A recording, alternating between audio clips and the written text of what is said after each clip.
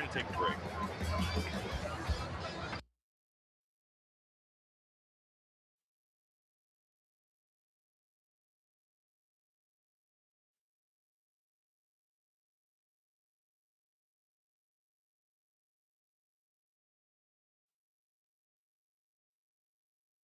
'22 regular season go on sale tomorrow at 10 a.m. Don't miss your chance to find the best tickets to the best games, including the home opener Thursday, April 7th, 1:20 start time against the Milwaukee Brewers. We will see you soon at Wrigley Field. Hendricks back to work. Curveball misses upstairs inside to Danny Mendick. Mendick and then Mieses and then Sanchez.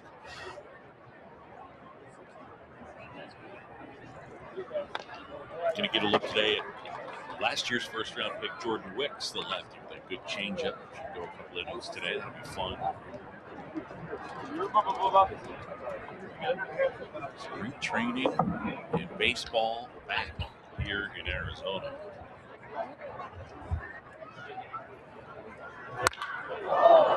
Drilled to center. Davis is there, glides across to make the catch. And we welcome you into the Budweiser broadcast booth. This Bud's for you, John Jambi. That's Jim Lachey's. Welcome back. How you doing, sir? Good, really good. Good to be here. Yeah, I like it. I'm happy. Yeah. You had a nice winter. Did a lot of hoops. I did a lot of hoops. Yeah. Now you're doing your back to your first love. That's right. This. Did you find the baseball? Where's the baseball? I got my ball. Okay. You dropped it during the open. Yeah, I was going to be flipping it when it came on. I was going to say something witty or something. Sure. I dropped it. Just balls in the air. Yeah. I was sort of looking off into the distance. Baseball is back. Here. Stupid. Ball was crushed. Good foul.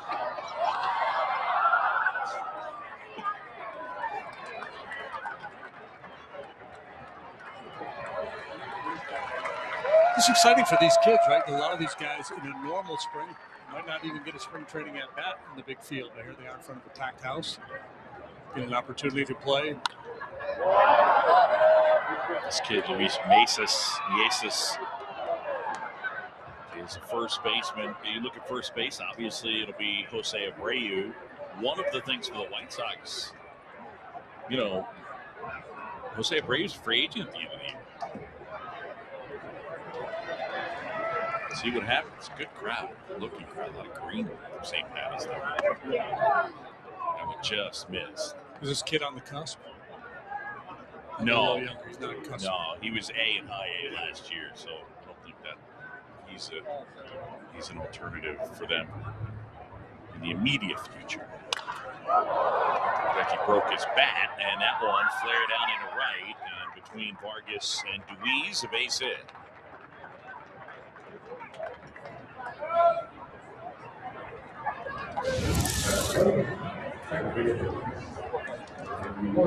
And off the end of the bat a little bit, in front of that changeup.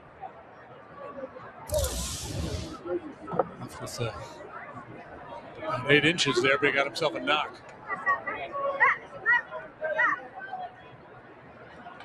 So Mieses at first. And Gilbert Sanchez, the second baseman. Now, this guy they like a lot. He's a top 10 prospect in their organization, depending on where you're looking. He's 25 years old, native of Cuba. They've just developed that connection, it seems, to Cuba, the White Sox have.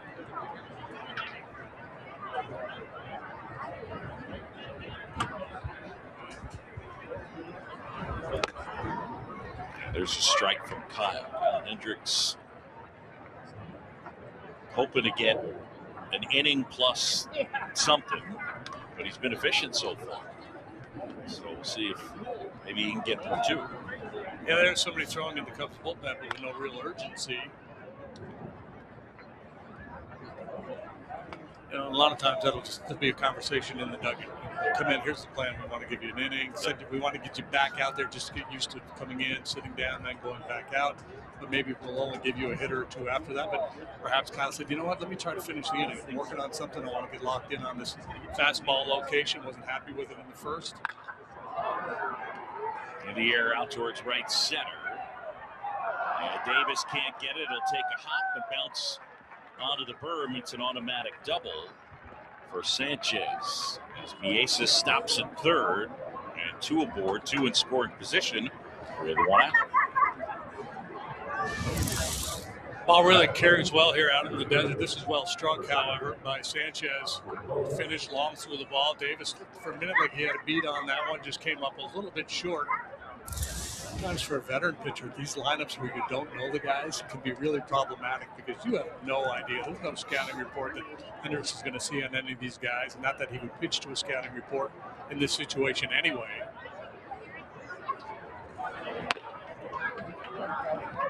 There's a strike. This is the kid, Oscar Colas.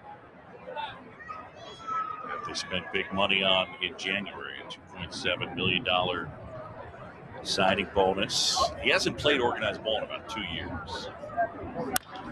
When I talked to Kyle, he said exactly, what you mentioned. Basically, I'm focused on me today. I'm not even going to think about what they're throwing out there. He's looking to dot down and away, work on angles. Kyle just trying to find that fastball field.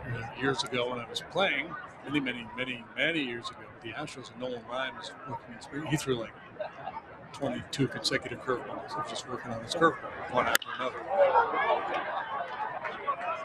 Towards left center. Davis makes the catch. As Mieses tags from third and comes in to score. So the White Sox on the board, a sacrifice fly, and it's 1-0.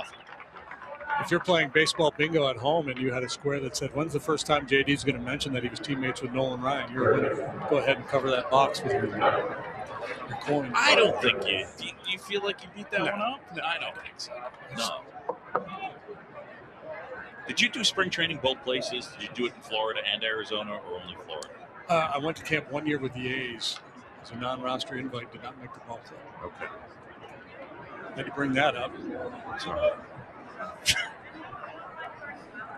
Just a magnet taking it to negative 10. JD, I'd like to bring up a bad memory. Do you have one? Remember that time you failed to make the club? Dragged your family all over the states trying to find a job? I'm here to help. 2 down, man at second. And that curveball drops in for a strike.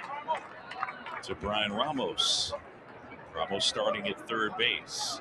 So going back to our conversation last inning about pitcher preparedness. Yes. I would not be surprised if Kyle Hendricks was really full systems go at the start of the year. I think David Ross and Tommy Hotovy are probably going to ask these guys not necessarily to get there because they're afraid that they might push.